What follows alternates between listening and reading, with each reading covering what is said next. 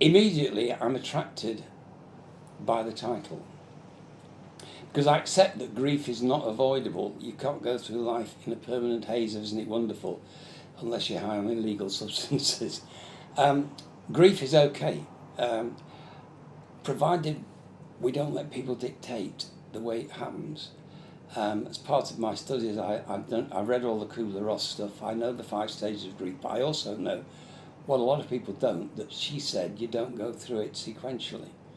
You can revisit anywhere, you can do it in any order, and you can't always predict. And I know I don't know when buttons are going to be pushed. Still, 8 years on, I get surprised by buttons that are pushed that give me strong emotional reaction. I also understand that there's a lot of misunderstanding around. I was talking to a woman this last Sunday. It's 2 years to the day from last Sunday when her husband died. And everyone said, "You'll have a rough first year and then it'll be okay." And she said, "But tell me it wasn't." And it wasn't for us either. And a very sensible GP said to us, "It won't be, because after the first year you think you've cracked it and you let your guard down. And the second year it's different, but the pain's still there." And another very good friend of mine, someone you know, said, "It's like having a bag full of smashed pottery. For the first year the edges are sharp, the second year they're blunted, but it's still smashed." And you can't put it together again. So I think we have to accept the fact that grief becomes part of life. People say, "When am I going to get over it?" You won't. You just work the way round a black hole in the middle of your lives. Good grief is looking at that in a way, I think, which makes sense, and which is there to give practical help, and also to do what I think I'm doing, which is to give people permission to be who they are and where they are. And that's so powerful, and it's so necessary, because at the moment society hasn't learned that lesson. It expects people to get over it and to be just as they were.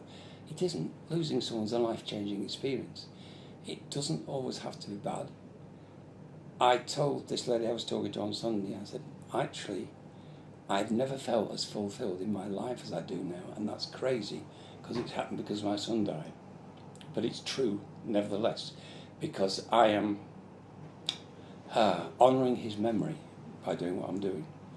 A nurse said to me once, "Your Neil's a national icon now."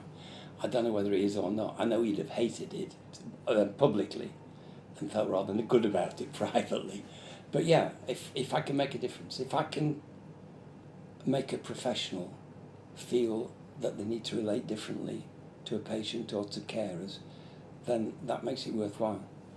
If I can have carers who say to me, "God, it's still difficult, but there were some times that didn't seem so bad," it's worth it. It's got to be.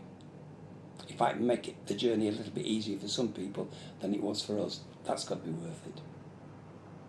I worry that we seem to think that once the funeral's over, everything's okay. People have so much to cope with between the death and the funeral, but then suddenly there's a black hole of support, and that's the time people really need it. And I've heard of people who've been told, "Well, yeah, we can get you some support, but there's a 6-week waiting list. If you need it, you need it now." If you need it in practical terms which deliver it to you where you need it. Not a leaflet through the door, not, "Well, there's a phone number here if you want to phone this up," but actually practical support which I can access now if I want to, because now is the time I'm going through a really bad day. And now's the time I may desperately need somebody to talk to, whether it's on the phone or face-to-face or whatever. And it's got to be practical support from people who've been there, who understand what it's all about, and who can speak with the compassion of somebody who's lived it, I think. I think it goes with a whole lot of other stuff too, which is an ethos which says the bag you take the dead person's possessions away from hospital or hospice has got to be the right one. It's not going to be a plastic bag with the word mortuary on it, which it is in some places. The walk to wherever you get that has got to be along a corridor that's been looked after, not something that the public are never supposed to go down. There's a whole lot of stuff, and we're trying to look at that in Dying Matters and saying the whole package has got to be right. people have got to feel that everything is supportive, not that you've suddenly been shunted into a backwater because all the wires have been disconnected, the tubes have been pulled out, the person's dead, that's it, forget it, close the file. The file isn't closed, the file's just opening for the relatives, for the carers, for the people who are close. So yeah, that support has to be there, in place, at the right time, from the right people, and genuinely valuing people, as individuals.